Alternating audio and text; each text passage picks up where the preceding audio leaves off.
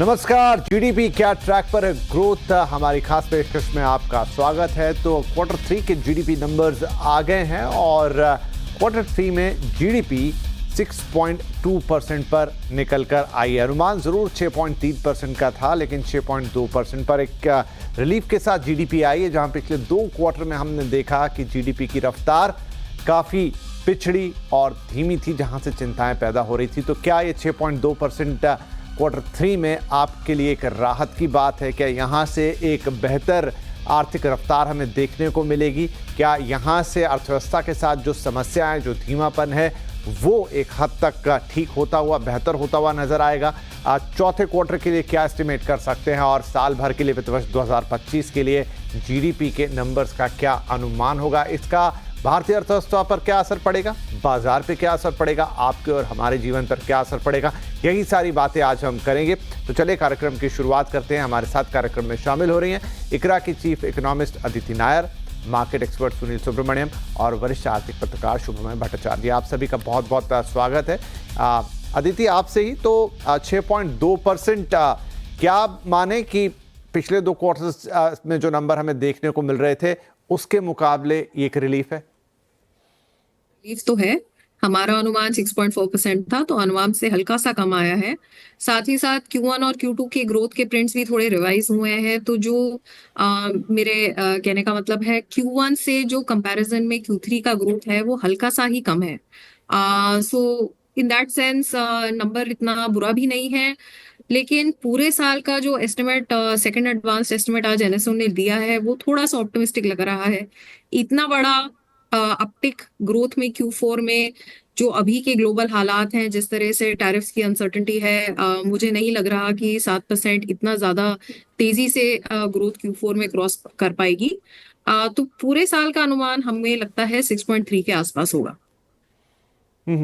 तो अदिति, ओवरऑल जो सिनारियो है, जिस तरह के करंट सिचुएशन में हम हैं ग्लोबली या फिर अपने देश की भी बात करें, तो ऐसे में ये नंबर्स कितने सेटिस्फैक्ट्री हैं? क्या आपको लगता है कि अभी इससे ज़्यादा की उम्मीद नहीं की जा सकती थी? हम पर्टिकुलर वर्टिकल्स में तो बात करेंगे, लेकिन ओवरऑल नंबर्स पर ये बहुत पेचीदा क्वेश्चन है। अगर हम देखें FY23 और FY24 की ग्रोथ इतनी शार्पली इंक्रीज करी गई है कि उस कॉन्टेक्स्ट में तो आज का नंबर फीका लगेगा ही लगेगा। लेकिन Q2 का जो बॉटम है उससे अपटर्न आया है, तो ये एक रिलीफ का सोर्स है। ओवरऑल अगर हम देखें 6.3 भी अगर हम ले लें, जो अब मेरा करंट अनुमान है, 6.3% GDP growth current global context में एनविएबल है। तो कॉन्टेक्स्ट मैटर्स अ लॉट। मेरे हिसाब से ओवरऑल पोटेंशियल जीडीपी ग्रोथ अभी भी 6.5 to 7% ही है। तो उस हिसाब से ये नंबर आप थोड़ा डिसअपॉइंटिंग भी बोल सकते हैं, बट ग्लोबल कॉन्टेक्स्ट में सर्टेनली 6.3% एक बहुत एनविएबल नंबर है। ओके। अगर अब मैं पिछले साल से थोड़ा सा इसकी तुलना करूं शुभमय, तो फिर तो ये नंबर काफ़ी पीछे सा दिखता है। क्या हमें वो तुलना नहीं करनी चाहिए? मतलब मैं नंबर को अगर वाई ऑन वाई देखूं तो फिर तो बहुत बड़ा गैप दिखेगा वहां से, लेकिन क्या सही आकलन होगा? मुझे क्यू ऑन क्यू ही देखना चाहिए इस वक्त, या वाई ओ वाई वाला नंबर भी मैटर करेगा? देखिए विपिन, एक तो गवर्नमेंट अगर एक्सपेंडिचर अगर हम देखें तो एक बहुत बड़ा जो चेंज है वो है सब्सिडी। पिछले साल सब्सिडी का जो नंबर था वो काफी उतरा था, एंड इसी वजह से ही आपको जो फाइनल कंजम्पशन एक्सपेंडिचर जो गवर्नमेंट का है उसमें आपको प्रॉब्लम्स दिखाई देंगे। इसलिए वो तुलना एक तरफ आता ही है। वो मेकअप कितना कर पाते हैं, that is a very major point, क्योंकि सब्सिडी का चेंज आपके जीडीए और जीडीपी में काफी फर्क लाएगा।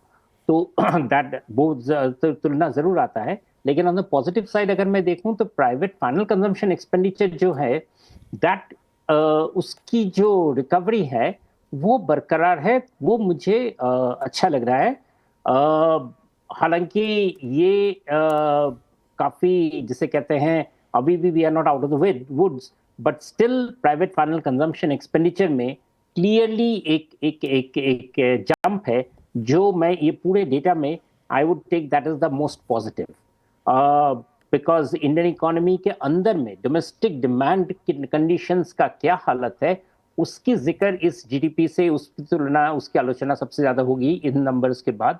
और वो नंबर्स मुझे दिखता है कि तो बेस्ड ऑन दैट मैं कहूंगा कि the private final consumption expenditure में जो चेंज दिख रहा है, दैट इज समथिंग जो मुझे I would take on as of now as possibly the most positive इस वक्त। जी सुनील साहब, आपका टेक। देखिए, क्वार्टर 3 में हम देखते हैं कि काफ़ी सारा जो फेस्टिविटी और ये सब होता है वो भी इंक्लूड होता है, तो डेफिनेटली वहाँ से एक पुश मिलता है। लेकिन उसके बाद क्वार्टर 4 होगा जहाँ पर वो सारी चीज़ें नहीं मौजूद करती, तो कितना हम उत्साहित हों इस नंबर से? मुझे ज़्यादा उत्साहित होने की नई संभावना दिख रही है। मैं क्यों बताऊं कि आप सोचिए कि जब शक्तिकांता दास उनके लास्ट जो पॉलिसी थी, वहाँ पर जो 5.4 का उन्होंने ये अनुमान दिखाया था हमें, और कहा था कि उन्होंने कि 6.8% अगले क्वार्टर का होगा। अब उसके बाद कॉर्पोरेट रिजल्ट आए, सीक्वेंशियली अर्निंग्स में ग्रोथ रही, मगर क्योंकि मार्केट उस 6.8 के हिसाब से कॉर्पोरेट अर्निंग्स की कंसेंसस कर रहा था, उससे तो डिसअपॉइंटिंग निकली। तो नेचुरली, जैसे आदित्य जी कह रही थी, उन्होंने अपना 6.8 आरबीआई गवर्नर का उन्होंने रिड्यूस किया, अभी उससे भी कम आया है। और इसके बावजूद कि ये फेस्टिवल सीजन, क्योंकि दिवाली के बाद, दिवाली भी लास्ट क्वार्टर में थी, क्रिसमस भी लास्ट क्वार्टर में थी, तो उसका इम्पैक्ट पूरा दिखने के बावजूद खाली 6.2 आया है। तो मार्केट जरूर इससे थोड़ी नाराज होगी, क्योंकि जो एक पिकअप होना था 6.8 के हिसाब से तो बिल्कुल नहीं हुआ। सेकेंड बात यह है कि उस क्वार्टर में इन्फ्लेशन मानते हैं थोड़ा ज्यादा था, तो इस क्वार्टर में अगर आप उसको प्रोजेक्ट करें, अभी इन्फ्लेशन थोड़ी घट रही है, मगर मेरे ख्याल में अभी भी कंज्यूमर सेंटिमेंट उस इन्फ्लेशन को ऑब्जॉर्व करके इस क्वार्टर में मैं कोई ज्यादा एक उछाल नहीं देख रहा हूं।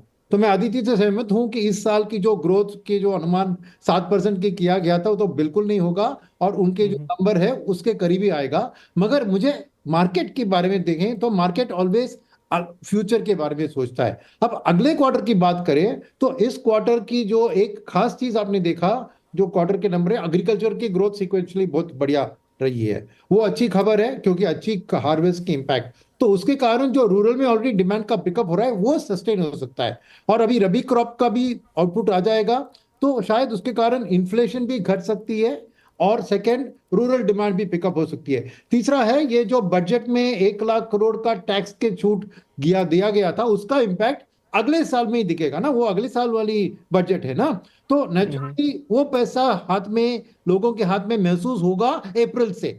तो मेरे ख्याल में प्रोजेक्टेड जीडीपी ग्रोथ अगले साल का मेरे ख्याल में आईएमएफ ने 6.5% का किया है, शायद वो हो सकता है। तो ये अच्छी उम्मीद सामने आ रही है, क्योंकि सीक्वेंशियली हम इंप्रूव होते जा रहे हैं, और शायद ये जनवरी फरवरी मार्च में उतना इंप्रूवमेंट ना दिखे, मगर अप्रैल में जून जो अगला क्वार्टर है उसके लिए जरूर बाजार में उम्मीदें बढ़ती जाएगी, ये सब चीजों के कारण।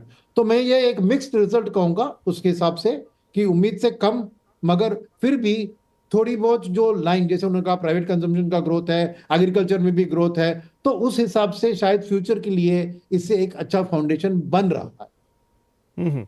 तो अदिति, अगर डिमांड की जो बात कर रहे हैं तो इस डेटा के मुताबिक जो रूरल डिमांड है उसने तो थोड़ा सा एक अपटिक दिखाया, लेकिन ओवरऑल डिमांड क्या अभी भी चिंता का विषय है और रहेगी अगले क्वार्टर में भी? देखिए, मेरा ये व्यू है कि डिमांड जो है पिछले 2 साल से काफी अनइवन रही है।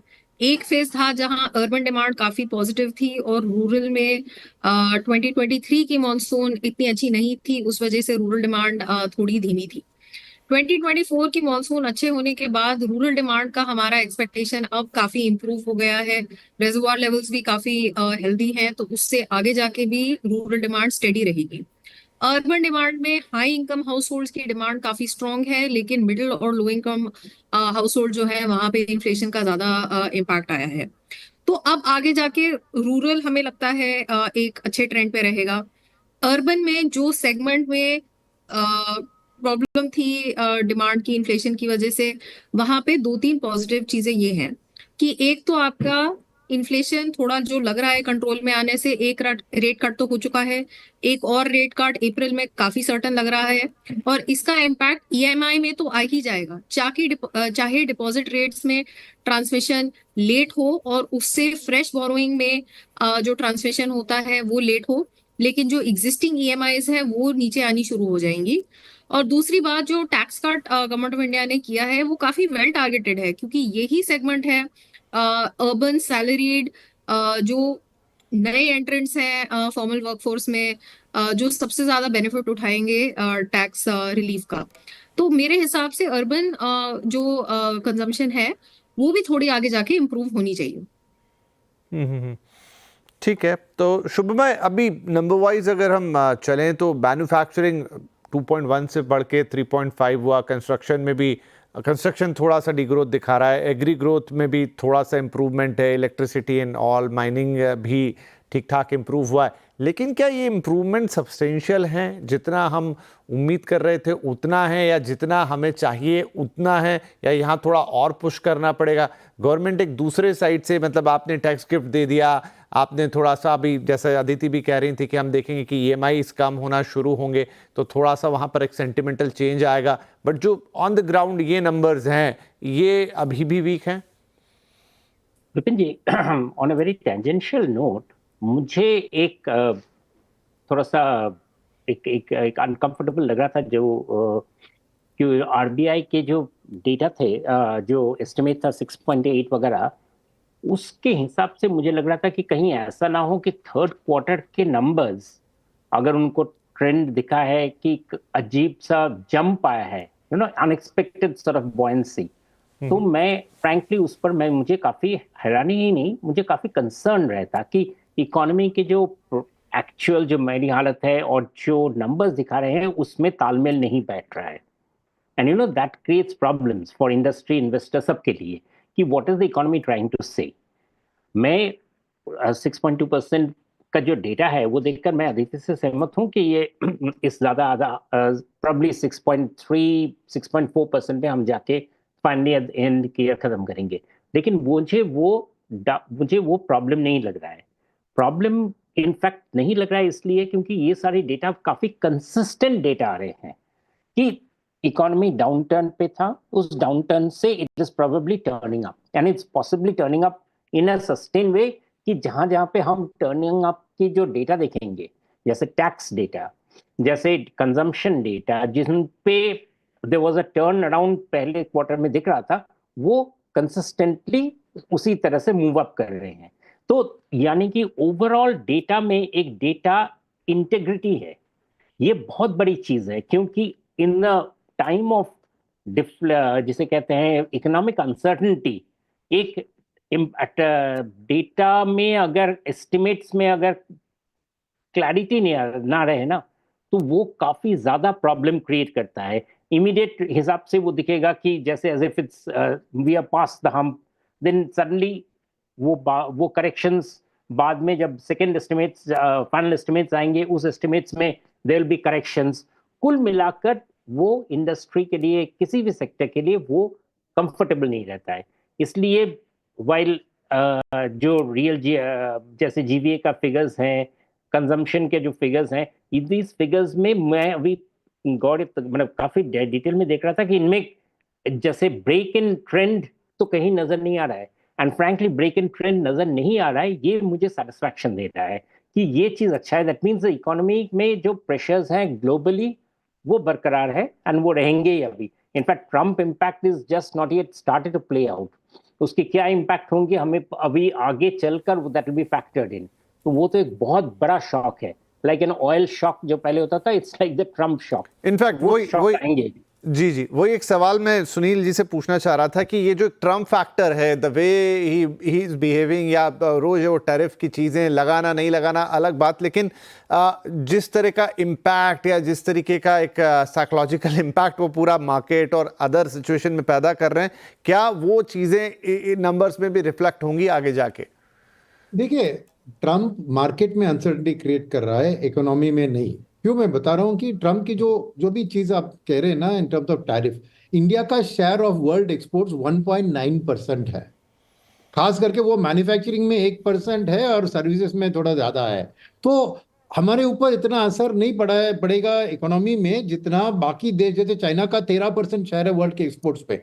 तो ओवरऑल ट्रम्प का अनसर्टेनिटी मार्केट के ऊपर ज्यादा फैली हुई है, मगर इकोनॉमी में मैं समझता हूं कि जैसे मोदी जी की और ट्रम्प की मीटिंग हुई और बातचीत हो रही है, हम उनसे एनर्जी तेल खरीदेंगे, शायद डिफेंस इक्विपमेंट करेंगे, तो ये जो इम्पैक्ट है इससे हम थोड़ा लाभ उठा सकते हैं। तो मैं इतना ये नहीं हूँ, डिसअपॉइंटेड नहीं हूँ या कंसर्न नहीं हूँ कि हमारी एक डोमेस्टिक ड्रिवन इकोनॉमी है। हमारी प्रॉब्लम्स जीडीपी ग्रोथ की घटौती में दो बड़े प्रॉब्लम है। एक, इलेक्शंस के कारण गवर्नमेंट ने अपना कैपिटल एक्सपेंडिचर प्रोग्राम को टाल दिया था और वो इम्पैक्ट दिख रहा था क्योंकि मल्टीप्लायर इफेक्ट दूसरा होता है। दूसरा होता है कि इन्फ्लेशन बढ़ गई थी क्योंकि मिसमैच था between production and consumption of food grain, क्योंकि production was more than consumption, फिर भी सही जगह पे पहुंची नहीं। तो इसीलिए भले अच्छे मॉनसून था, आपको इन्फ्लेशन हाई थी और इसलिए कंज्यूमर का सेंटिमेंट अफेक्ट हो गया था खर्चा करने के लिए। ये दोनों प्योरली डोमेस्टिक फैक्टर्स है जो हमारी जीडीपी ग्रोथ को नीचे गिराई। अब समझिए कि इस क्वार्टर में अगर पूरे बजट में जो भी उन्होंने नंबर्स लगाए थे 11 लाख करोड़ का, उतना तो नहीं होगा, पर 10 लाख करोड़ तो एस्टिमेट किया, वो खर्चा जनवरी फरवरी मार्च में होगा।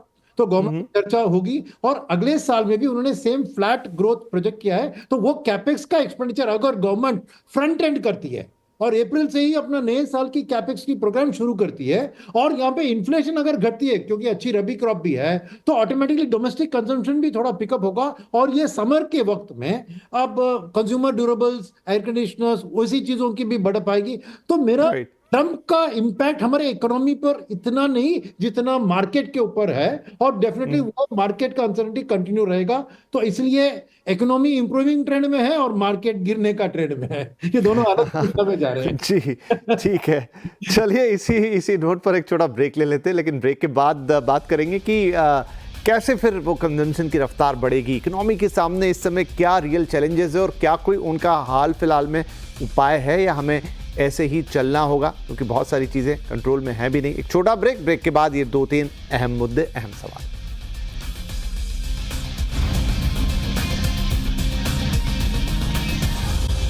Welcome back. आप देख रहे हैं जीडीपी ट्रैक पर ग्रोथ और Q3 के नंबर्स आए हैं। 6.2% पर जीडीपी की रफ्तार है, जो कि पिछले क्वार्टर के मुकाबले बेहतर नजर आ रही है और ओवरऑल साल का एस्टिमेट भी 6.5% के आसपास लगाया जा रहा है फाइनेंशियल ईयर का। और हम चर्चा कर रहे हैं कि यहाँ से और कैसी दिख सकती है हमें जीडीपी की रफ्तार, ग्रोथ के लिए और क्या करने की जरूरत होगी। हमारे साथ इकरा की चीफ इकोनॉमिस्ट अदिति नाम, मार्केट एक्सपर्ट सुनील सुब्रमण्यम और वरिष्ठ आर्थिक पत्रकार शुभम भट्टाचार्य जी कार्यक्रम में मौजूद है। तो अदिति, अब चैलेंजेस क्या है, यहाँ से क्या करने की जरूरत है और कहाँ पर फोकस रहना चाहिए? देखिए, मेरे हिसाब से बजट आया, बजट ने 2 प्रोंग्ड हमें स्टिमुलस दिया। एक तो 1 ट्रिलियन का इंक्रीज कैपिटल एक्सपेंडिचर में, जो करना बहुत इजी नहीं है, बिकॉज आई स्टिल थिंक कि ये इंटेल करता है कि हर महीने ऑलमोस्ट 1 ट्रिलियन का कैपेक्स हो other than the peak monsoon months. तो ये बहुत इजी टारगेट नहीं है। देखते हैं कि कितनी जल्दी कैपेक्स प्रोग्राम किक ऑफ होता है और वो इंडिकेट करेगा कि इसका क्या टारगेट कितना अचीव होगा। दूसरी चीज, हमें वो टैक्स रिलीफ मिली जो हम पहले भी डिस्कस कर चुके हैं, वो भी 1 ट्रिलियन का आप लगा लीजिए जो इनकम टैक्स रिलीफ मिली है।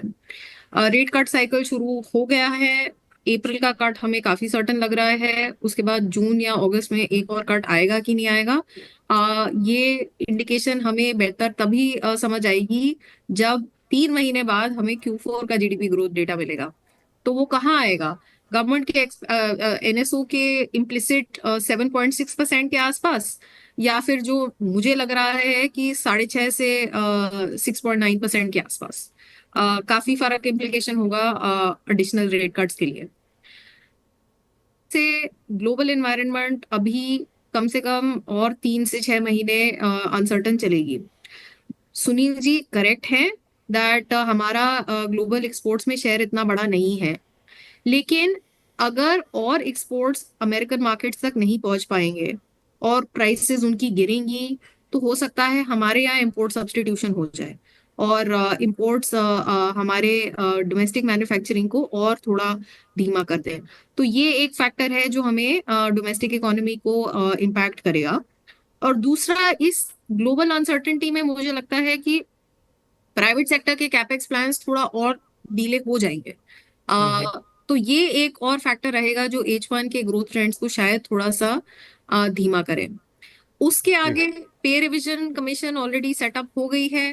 अगर FY27 के बजट में अरियर्स और रिवाइज पे इंक्लूड हो जाता है तो शायद एक और कंजम्पशन बूस्ट हमें FY27 में भी मिल सकता है, लेकिन उसको फाइनेंस करने के लिए कैपेक्स की ग्रोथ थोड़ी धीमी करनी पड़ेगी।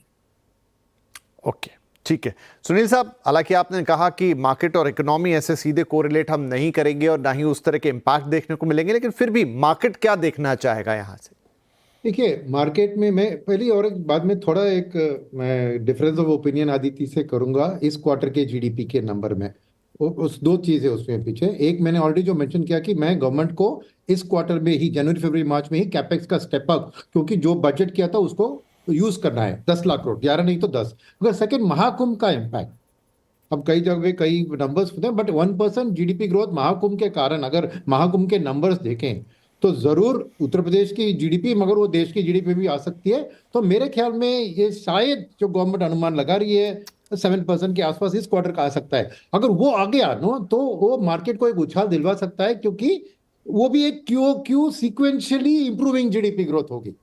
तो वो 3 महीने लगेंगे उसके डेटा प्रॉपरली आने में, मगर कॉर्पोरेट अर्निंग्स उसके पहले आ गई, उसमें ये सब दिखेगा। तो मेरे ख्याल में अगर वो ये क्वार्टर का नंबर कॉर्पोरेट अर्निंग्स में अप्रैल से अच्छा दिखना लगेगा तो मार्केट के लिए वो बहुत पॉजिटिव अच्छी चीज होगी।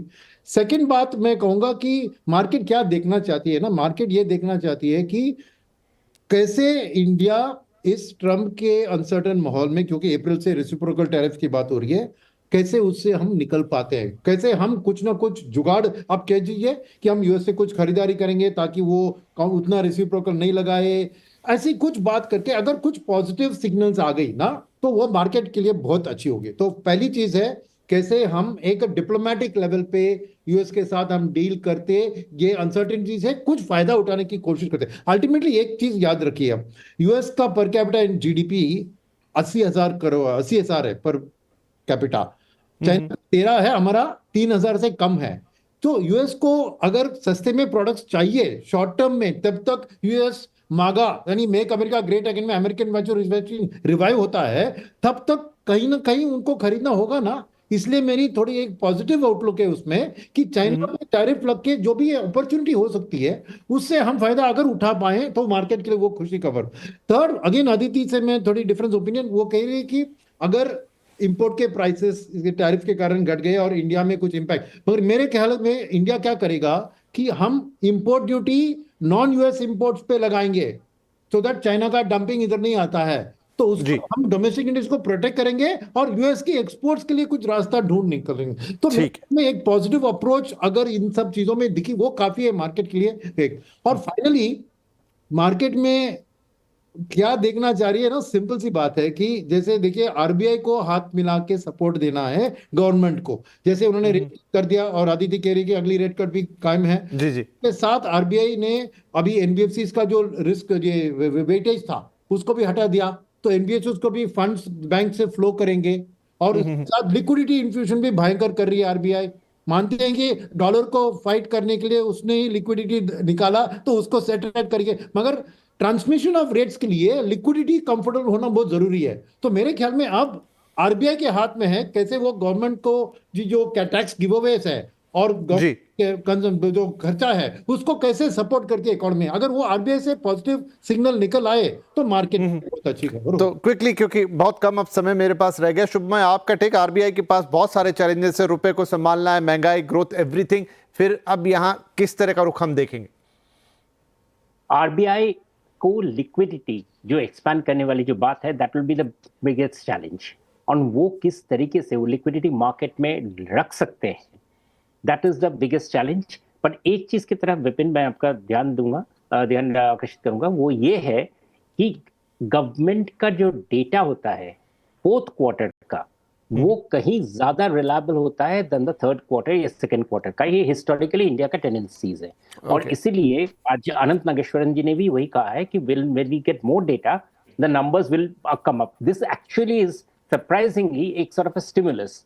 नंबर्स में आप हमेशा देखेंगे थर्ड क्वार्टर और सेकंड और फोर्थ क्वार्टर में जो डेटा में जो फर्क आता है वो काफी हद तक इसका इम्पैक्ट आता है कि मोर नंबर्स, एक्यूरेट नंबर्स आता है, क्योंकि अभी तक फॉर इंस्टेंस मैन्युफैक्चरिंग के जो फिगर्स आते हैं वगैरह, जो जीडीपी के, वो सारे आईआईपी के ऊपर होते हैं, और आईआईपी जैसे हम जानते हैं कि वो काफी डेटेड नंबर्स हैं।